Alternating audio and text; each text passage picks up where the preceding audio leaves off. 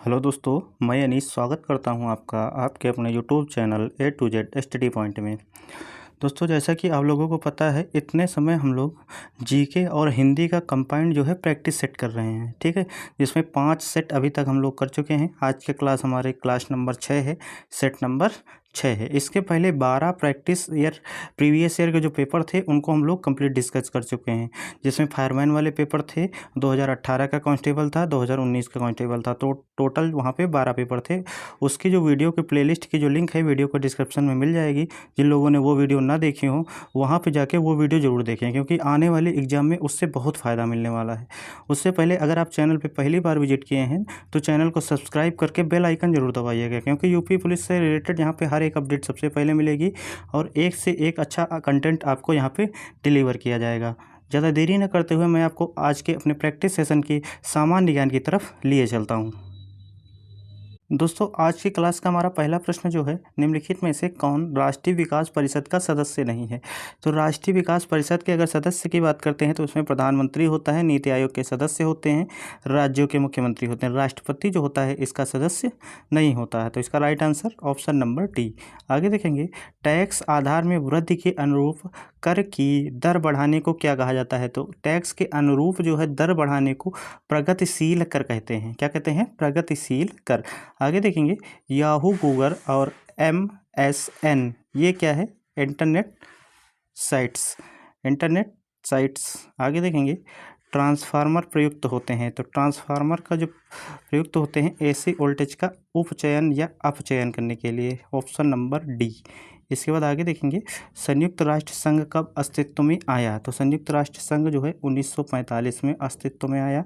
इसमें वर्तमान सदस्यों की बात करें तो 193 जो है इसमें वर्तमान सदस्य हैं, ठीक है। और इसकी स्थापना के समय 50 देशों ने इस पर हस्ताक्षर किए थे, ठीक है। आगे देखेंगे, अब्दुल फजल किस सूफी संत के पुत्र थे। तो अब्दुल फजल जो है शेख मुबारक के पुत्र थे। किसके? ऑप्शन नंबर ए, शेख मुबारक। फ्रांसीसी क्रांति किस वर्ष हुई थी। तो फ्रांसीसी क्रांति 1789 AD में हुई थी, ठीक है, 1789। आगे देखेंगे, वंदे मातरम गीत किस पुस्तक से लिया गया है। तो वंदे मातरम गीत जो है आनंद मठ से लिया गया है और आनंद मठ के जो लेखक हैं बंकिम चंद्र चटर्जी हैं, ठीक है। आगे देखेंगे, जीका वायरस का वाहक कौन सा मच्छर है। तो जीका वायरस का मच्छर जो होता है एडीज मच्छर होता है, ठीक है। एनाफिलीज मच्छर पिछले वीडियो में बताया था, इसको आप लोग कमेंट करके बताइएगा। एनाफिलीज जो है किस बीमारी का मच्छर है, मतलब इसके काटने से कौन सी बीमारी होती है। आगे देखेंगे, भूतापीय ऊर्जा का अधिकतम उपयोग कहाँ होता है। तो अभी भूतापीय ऊर्जा का अधिकतम उपयोग जो है आइसलैंड में होता है। Option number A. अगला देखेंगे, जल आवरण किससे प्राप्त होता है। तो जल आवरण जो है कैलेप्ट्रोजन से प्राप्त होता है, ठीक है। किससे प्राप्त होता है? कैलेप्ट्रोजन से। और जड़ आवृत की बात करें तो ये पादप ऊतक का एक भाग होता है, ठीक है। और जड़ों के टिप पर स्थित होता है ये, ठीक है, जड़ों के टिप पर। आगे देखेंगे, ट्यूबलाइट के साथ प्रयुक्त चोक मूलतः क्या है। तो पूर्णतः क्या होता है? वो प्रेरक होता है।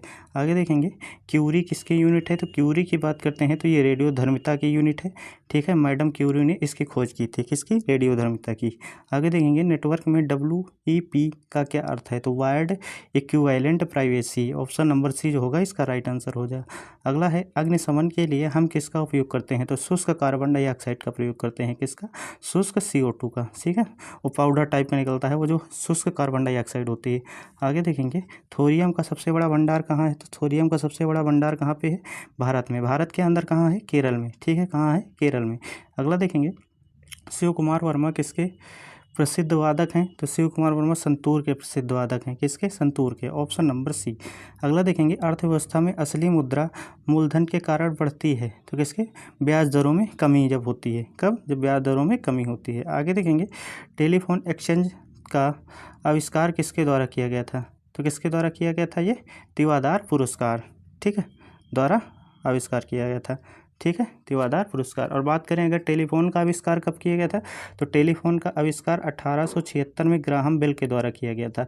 और इसका जो आविष्कार है टेलीफोन एक्सचेंज का, ये 1879 में हुआ था, ठीक है, 1879। उससे पहले टेलीफोन का आविष्कार ग्राहम बेल ने 1876 में कर दिया था। आगे देखेंगे, स्कर्वी किस विटामिन की कमी से होता है। तो विटामिन सी की कमी से होता है। विटामिन के की कमी से जो होता है रक्त का थक्का नहीं जमता है, ठीक। इसका जो राइट आंसर होगा सी वाला होगा। अगला देखेंगे, गुट निरपेक्ष आंदोलन का 17वां शिखर सम्मेलन कहाँ आयोजित आयोजित किया गया था?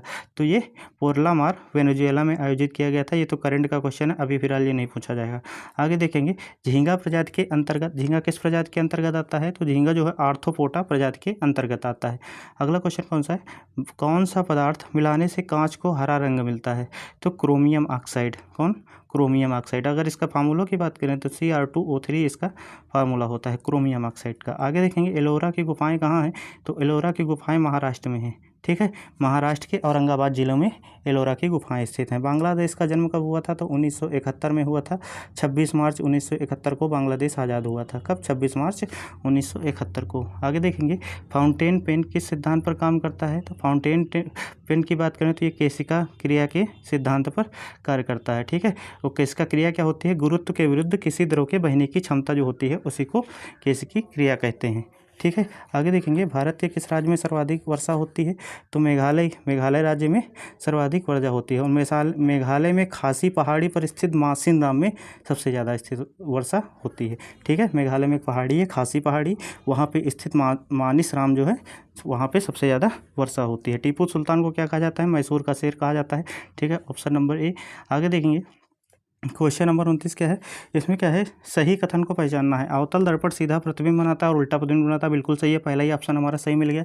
ठीक है, आगे देखेंगे, APJ अब्दुल कलाम द्वारा प्राप्त सर्वोत्तम नागरिक पुरस्कार है तो कौन सा है? भारत रत्न इनको मिला था।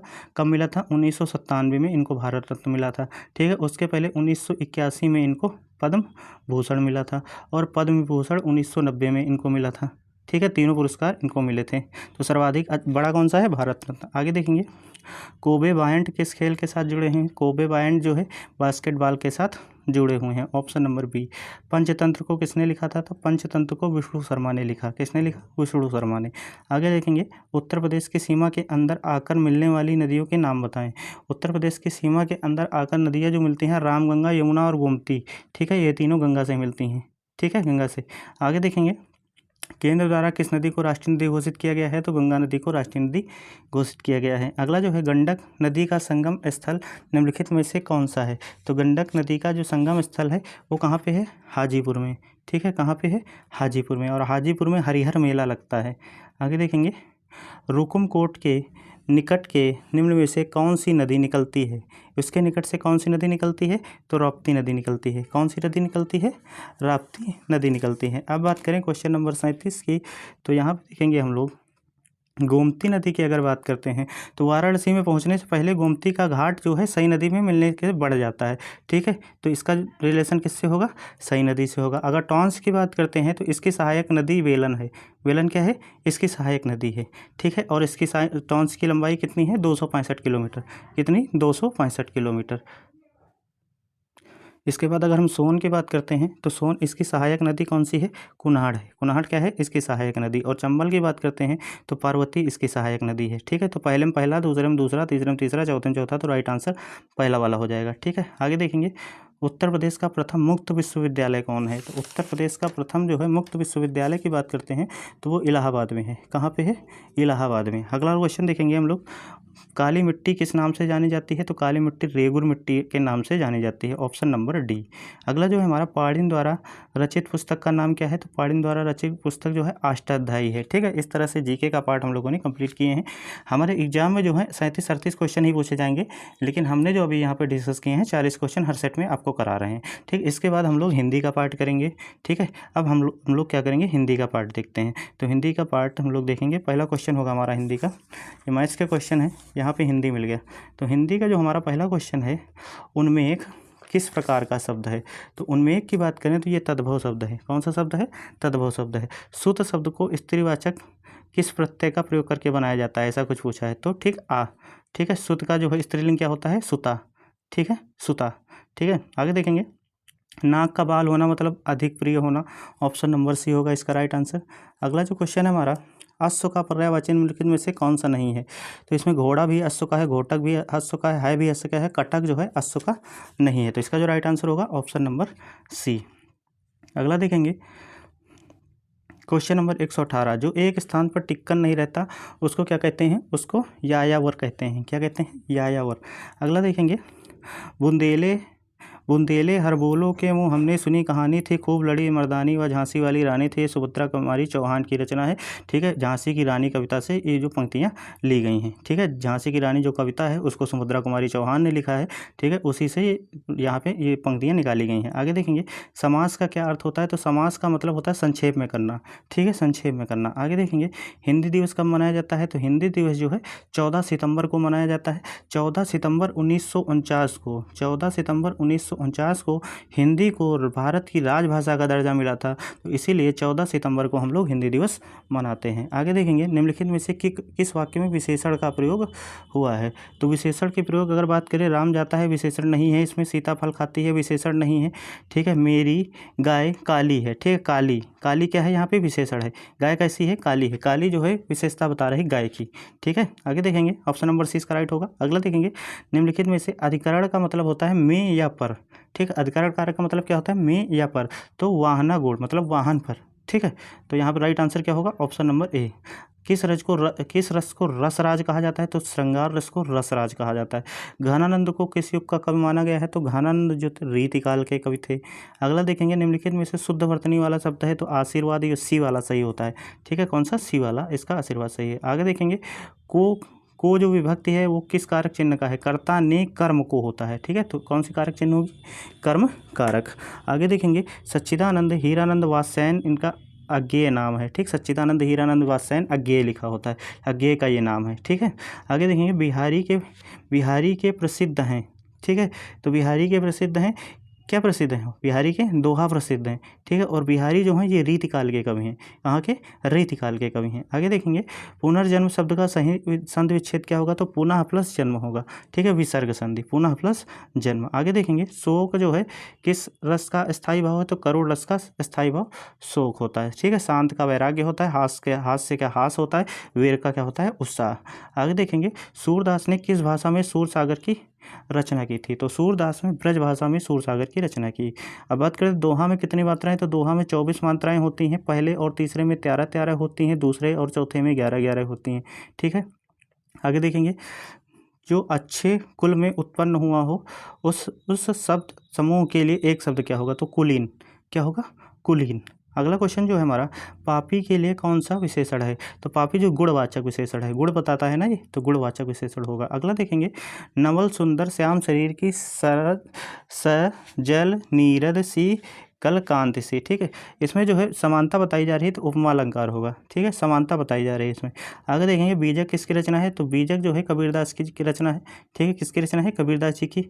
अगला जो है निम्नलिखित में से सर्वप्रथम प्रकाशित समाचार पत्र का क्या नाम है, सर्वप्रथम प्रकाशित समाचार पत्र जो है उदंत मार्तंड है। ठीक है, इसका प्रकाशन किसने किया था, पंडित युगल किशोर ने किया था। कब किया था, 30 मई, पंडित युगल किशोर ने कब किया था, 30 मई 1826 में। ठीक है, कब किया था, 30 मई 1826 में। अगला जो क्वेश्चन होगा 39 से 44 तक हमारा पैसेज है, 145 देखेंगे अब। ठीक है, 145 मुझे किस प्रकार का सर्वनाम है, तो मुझे जो है उत्तम पुरुष सर्वनाम है। ठीक है, अगला देखेंगे निम्नलिखित में से सकर्मक क्रिया क्या है, तो सकर्मक क्रिया क्या है, पिघलना, यहाँ पे क्या है, सकर्मक क्रिया है। ठीक है, कुछ तो पिघलेगा तो उसी इसके साथ पिघलना के साथ कर्म जरूर आएगा। आगे देखेंगे निम्न में से किस क्रिया विशेषण का अव्यय चुनना है। ठीक है, अव्यय चुनिए, क्रिया विशेषण अव्यय चुनना है। तो यहाँ पे क्रिया विशेषण अव्यय की बात करें तो राधा रात भर जागती रही। ठीक है, तो रात भर क्या होगा, किस क्रिया विशेषण अव्यय।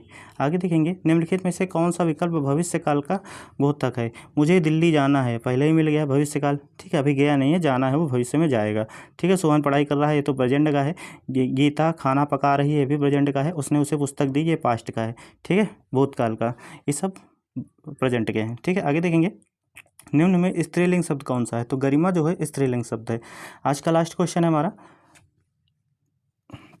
आज का लास्ट क्वेश्चन, निम्नलिखित में से कौन सा शब्द सदैव एक वचन में प्रयोग किया जाता है, तो आग जो है सदैव एक वचन में प्रयोग किया जाता है। ऑप्शन नंबर सी जो होगा इसका राइट आंसर होगा। ठीक है, इस तरह से आज हम लोगों ने ये भी सेट कंप्लीट कर लिया है, 6 सेट कंप्लीट कर लिए। हम लोग लगातार हिंदी और जीके के प्रैक्टिस सेशन कर रहे हैं, बहुत ही कम समय में हम आपको वीडियो प्रोवाइड करते हैं। ठीक है, इतने कम समय में आप हिंदी और जीके के पूरे क्वेश्चन कर पा रहे हैं, तो आपके लिए बहुत अच्छा है। आप कितने क्वेश्चन इसमें सही किए हैं कमेंट में ज़रूर बताइएगा। ठीक है, अगर आपको वीडियो अच्छी लगी हो तो वीडियो को लाइक करिएगा और चैनल को सब्सक्राइब करके बेल आइकन जरूर दबाइएगा, जिससे आने वाली हर अपडेट आपको सबसे पहले मिले। धन्यवाद।